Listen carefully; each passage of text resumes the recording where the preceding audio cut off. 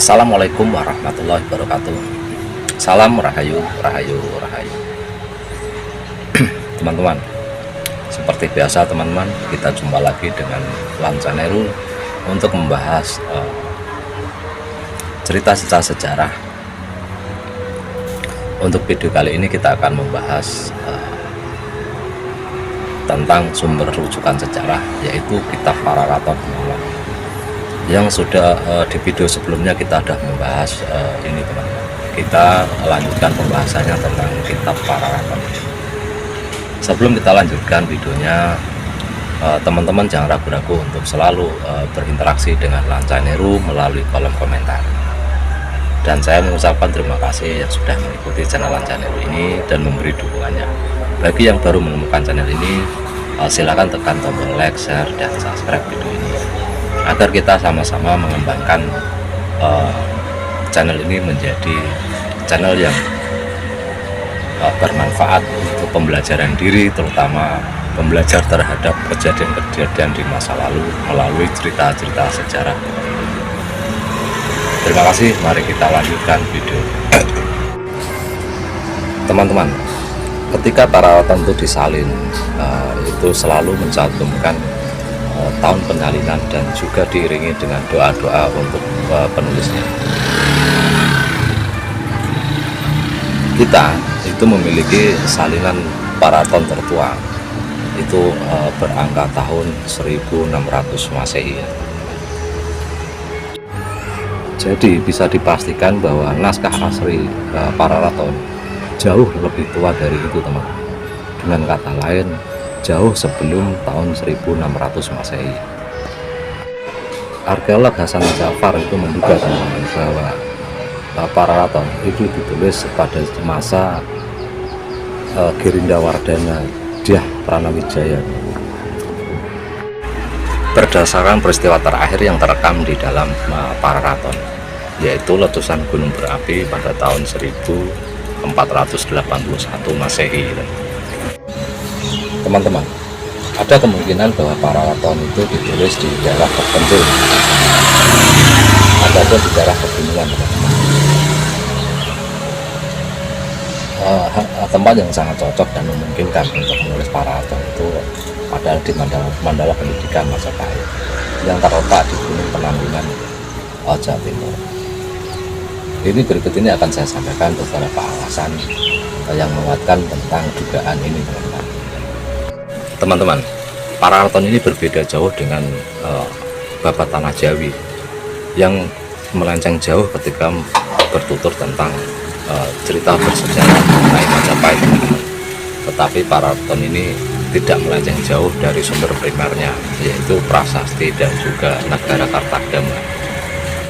Teman-teman, meskipun Pararaton ditulis di akhir masa Majapahit, tetapi penulisnya tentunya memiliki akses untuk jalur ke situ, teman-teman. Hal ini bisa dilakukan ketika penulisannya itu berada di istana ataupun di lembaga pendidikan, yaitu Mandala Pendidikan Majapahit.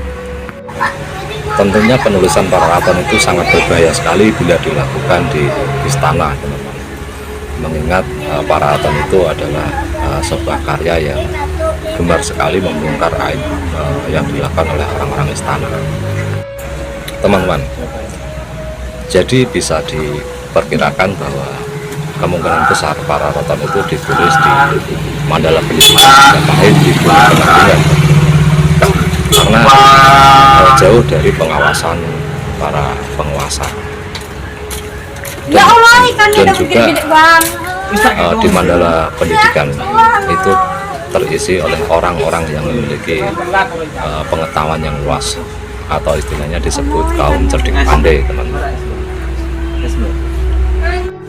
Teman-teman, tujuan penulisan Pararaton itu tidak dijelaskan secara detail, teman-teman.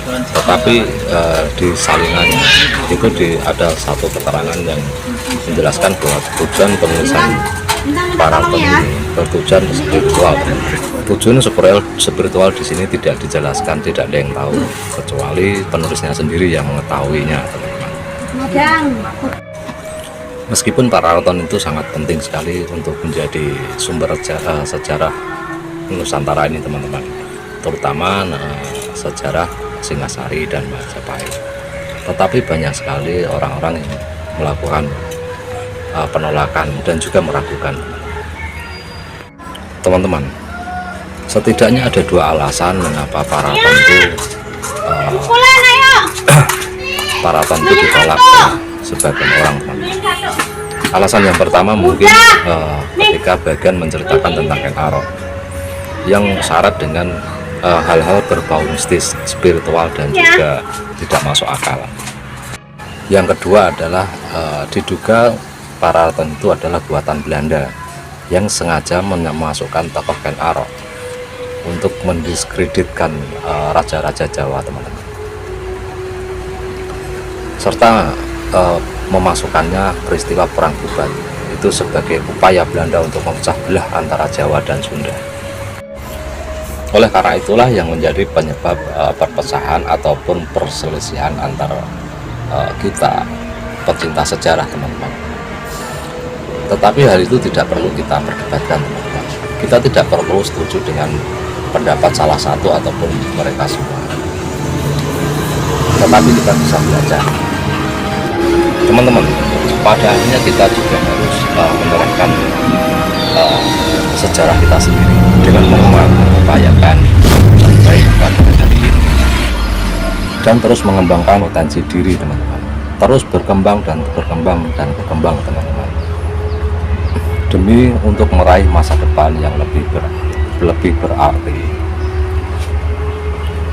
Itulah yang bisa kita lakukan dalam kita membuat sejarah kita sendiri, agar kita nantinya dikenang dan dijadikan suri teladan untuk penerus kita, yaitu anak cucu kita, yaitu generasi yang akan menggantikan kita menjalani kehidupan ini, teman-teman.